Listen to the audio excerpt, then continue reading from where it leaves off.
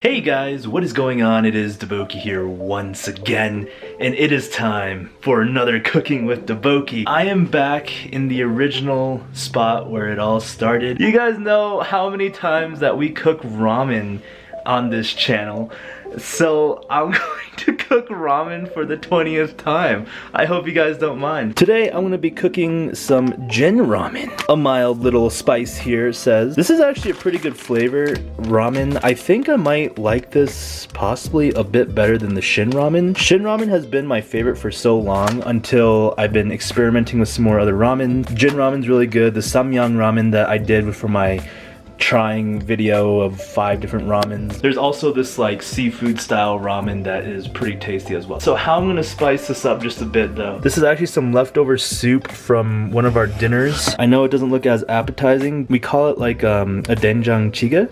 I don't know if I said that correctly, but it's like a miso soup base. So it's got the fermented brown bean paste, the doenjang, and then we got some seaweed in there and tofu pieces. So I'm gonna be using that as like the primary broth flavor base of our noodles, okay? You guys know for ramen, for instant ramen, it's never very instant. You gotta always just spice it up, gourmet it up.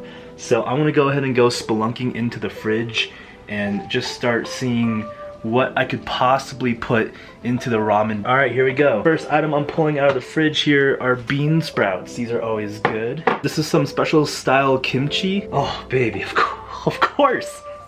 Long green onions. So I remember when I entered my new home in the East Coast, I cooked ramen. And then when I left it, I cooked ramen again. And now when I'm entering this home, I'm cooking ramen again. I think I have a total of maybe 10 or 12 ramen cooking videos on this channel. I'm surprised you guys are still watching, alright? I'm sorry, it's just been ramen constantly. I love ramen. Oh, I can tell the broth is getting a little bit ferocious here. Oh yeah, it's starting to get a little angry. A few more things though, of course. We're gonna go back to the fridge. I'm gonna get myself the egg. I wanna actually get myself this lemon. It's been looking at me a little bit funny, so I'm gonna go ahead and toss that in there too. Why not? Chicken? Is this chicken? Should I toss a chicken wing in there? Why not? I'm gonna go ahead and toss a chicken wing in there too. Pineapples, no. Any sort of sauces do we want to toss in there? This is gonna be a pretty flavorful base. I might just use half of the powder packet. We're gonna put some of this chili oil, or this garlic chili in there too. Oh, it's mean. It's mean. Oh, it's mean.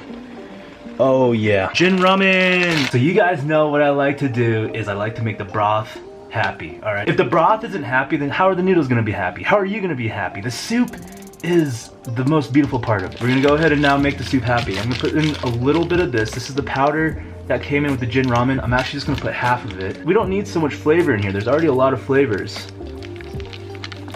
So I'm just gonna put like half. Yep, half, there it is. All right, I'm not gonna lie, that was probably 3/4. I kinda slipped there. The fake dehydrated veggies, we're gonna put a full pack of that sucker right in there. You guys know green onions I like to put in last. Green onions, they cook very, very fast. The radish kimchi, I don't know if you guys can see it. It's very stringy, it's just a different style. It's like this. I'm just gonna toss that right in. We're gonna actually toss in probably 2 chopsticks fulls of that in there. This is those bean sprouts I was talking about. Oh, bean sprouts are glorious, guys. Bean sprouts I love. You can eat them either fresh, raw, well I guess fresh is raw, cooked, fried, deep fried. My goodness, they're beautiful. After we added in all those goodies in here, broth don't know what to do with itself anymore. Chinese spinach. I'm just gonna put in a few stalks in there, okay? Just for the flavor and to pretend that we're being healthy. Whenever I see a little bit of green in my food, it makes me feel better, all right? It's just like, hey, you know, there's some lettuce in this Big Mac. It's fine. I'm gonna be putting in this gnarly chicken wing. This was actually from a pizza shop called Garlic Jim's. Really, really nice garlic chicken wing, really tasty. I'm gonna just throw that right in there. Build up the extra flavor, you know what I'm saying? That lemon that was looking at me funny, thought it could get away. Nah, you ain't no Katy Perry. The one that got away. I'm just gonna squeeze in a lemon right on top here actually, just to get in some of that flavor juice. You know what? I'm tossing in the whole lemon. If we were back in Virginia, this would have been in the honey bottle, but this is now in an actual nice bottle. This is sesame seed oil. I'm gonna put in a few drops in there. Oh, guys, This broth is smelling absolutely amazing. So I'm just gonna let it boil for a little bit. We're gonna respect the broth, respect the soup. Should I tie up my hair? My goodness, my hair is looking donka-donk right now. Maybe I should go get a haircut, my gosh. There we go.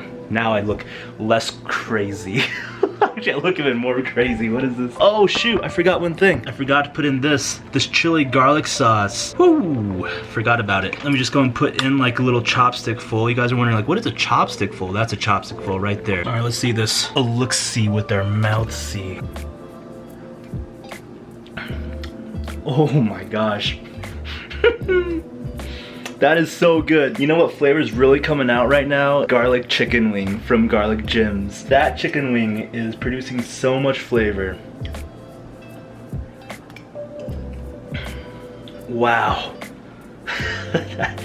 That is a killer broth, guys. A killer broth. I'm worried that I'm losing too much water actually because of the boil. I'm gonna add in just a little bit more water just to get some more of the broth. The broth is very rich, so a little bit more water won't hurt. Hi. Do you smell the good smells? Where's your dragon? Goodness, what do you do to the dragon's ear? Hello. Hello. Here is arguably one of the most exciting parts of cooking. Adding the noodles to the soup. It smells like instant noodles. We bathe the noodles. There it goes, ladies and gents, there it goes. A start to something beautiful. And we just let it sink down. It's very homey in here, trust me. Very, very homey. We also have the long green onions waiting for us, as well as this beautiful egg on top once the noodles become more accustomed with the broth. But no guys, I will be making more cooking videos. I love making the cooking videos, they're so much fun. And I get to eat food, which is just my passion. You know what I'm saying? Look at these nudes, guys. Oh my gosh. They are just ready. No, they're not. No, they're not. They're getting still accustomed. Oh, whoa. I think it's time for the second most exciting part. Actually, everything's the exciting part. The egg. Now, every time I add in an egg now, I keep thinking about my first cooking with DaBoki video when I stabbed the egg with a chopstick and I blew through the egg and it freaked a lot of people out. It was hilarious. I'm just gonna go ahead and crack it in the normal way. I want it pretty runny still, you know? So I'm just gonna crack this right, maybe in this corner. Yeah, let's put it here. That's where it'll live, just in the corner right there. That looks like a nice little homey spot for it, you know? It's like in the corner, away from all the noise, but it still has room to breathe and mingle when it wants to. Chicken wing and the eggs, so they can mingle and be friends. You got some of the veggies kind of hiding in the other corner over there because they're kind of antisocial. You know, vegetables sometimes think, oh, I'm too good to be next to everyone else. I'm too healthy. I'm too fancy. I'm too fresh. Don't come at me with your oils and your saturated fats. What am I even talking about? Look at that egg. It is beautiful. I covered it for just a little bit. Oh my gosh, it is just blossoming right now. Let me turn on the heat and I'm gonna go ahead and now add in the final touch. The long green onions. Look at those fresh beauties. Oh, they're so green. I'm just gonna get a nice little sprinkle on top here. Look at this. We're gonna actually just turn it right off like that. Boom. Just let it cover, let it settle, let it sit. Get myself the little hot pad here. Oh, these are all just wrecked, dude. Look at these things. They've seen some pots. Holy smokes. Moving. Boom. Beautiful, guys. Oh, absolutely beautiful. Look at that. Oh, I'm so excited. Looking so good. Okay.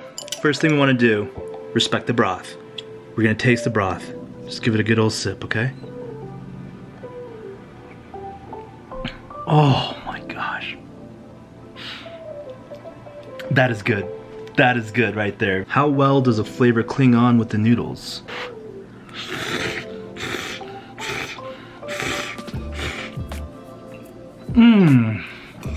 Oh my gosh. That is what I'm talking about, guys. I think the most thing I'm impressed with right now is that lemon flavor. The lemon flavor in ramen is actually surprisingly very good. It gives it a very nice tang with the spice and the heat. What I like to do with this egg is I like to kind of just crack it open, right? I like to kind of just pierce it right on top like this. Drag my chopstick out so it kind of has a little crevasse of yolk that flows out. And then watch this. Now when I just take a scoop of noodles down from the below, it gets coated with the nice like egg yolk on those noodles as they come up from the soup here. So it gets a nice coating of egg yolk.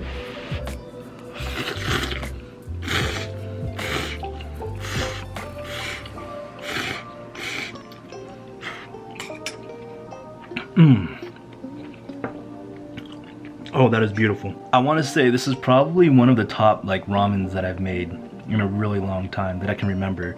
The flavors in this broth is just incredible.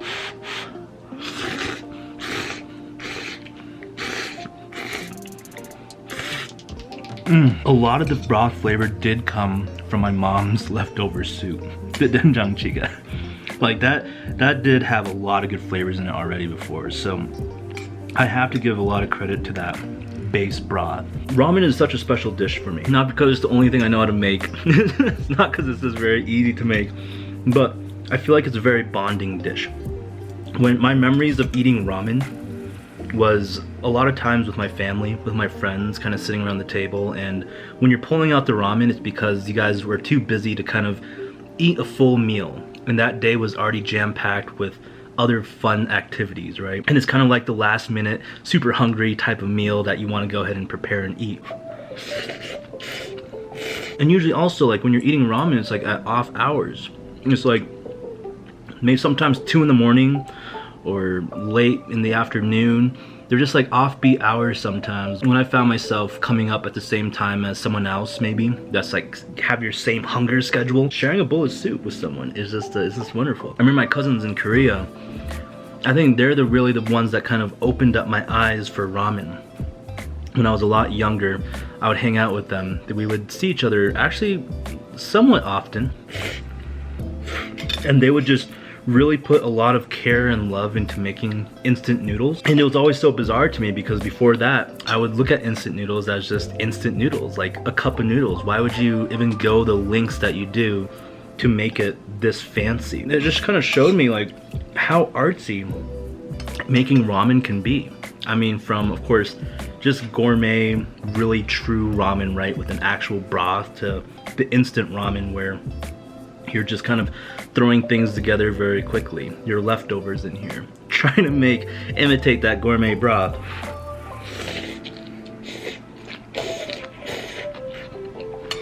So it's very interesting being back at home because I love cooking, but I'm not good at cooking. I talk while I'm making food like I know what I'm doing, but I have no idea what I'm doing, guys. All right, I'm sorry. Maybe I should put a disclaimer in my videos.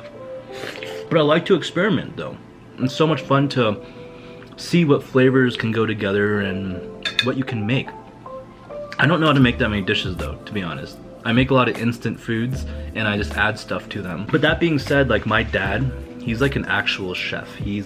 That's his profession. He's a Chinese chef and he's worked in various amounts of restaurants as head chef or sous chef or, you know, just cooking a lot.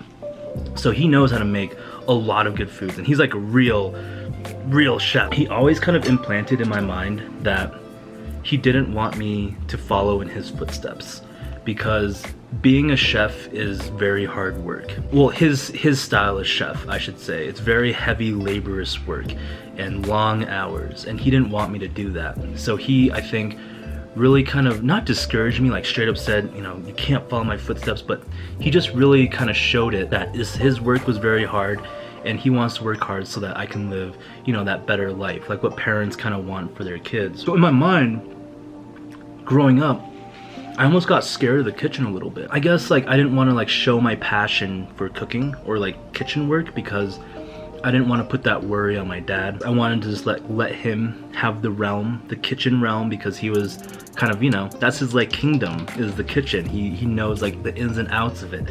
So I didn't want to like step into his bubble in that sense. But to be honest, like YouTube opened up my passion for cooking, like my love for cooking, and maybe it just runs through the family. I can see my dad does love cooking. He really loves it.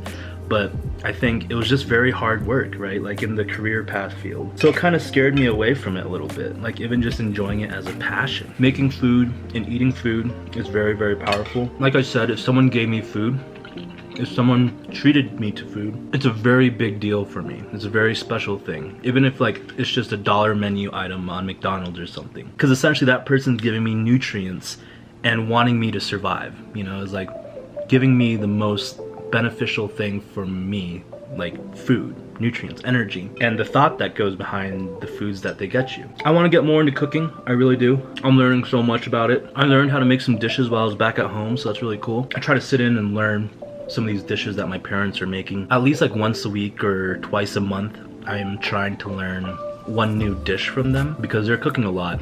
And I think this is knowledge that will benefit me tenfold down in the road. So hopefully I can learn a lot while I'm here, and then later on I can teach you guys, or at least show you guys what I learned, and hopefully practice my skills while I'm at it. I'm gonna try out this chicken wing, the last part of the dish, the dessert. Let's see.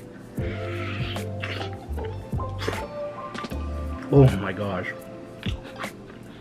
I mean, the chicken wing already was so good, but now it just absorbed all those flavors of the broth, and it is so good. Oh my goodness gracious, guys. Look at that, that's a clean bone right there.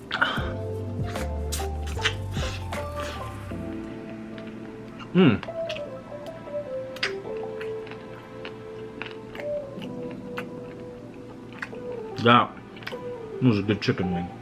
That was a really good chicken wing. I think I'm done for now, guys. That was super good. I hope you guys did enjoy. I know it's been a while since I've done a cooking video, my lunchbox videos, but just know I will be doing them in the future. I just don't know when. Yeah, guys, but thank you so much for watching. Really appreciate you all. Make sure to follow me on Twitter, Instagram, if you guys want to. Get some little updates and posts from me here and there. Much love, one love. This has been DaBoki. I'll be seeing you guys later. Goodbye.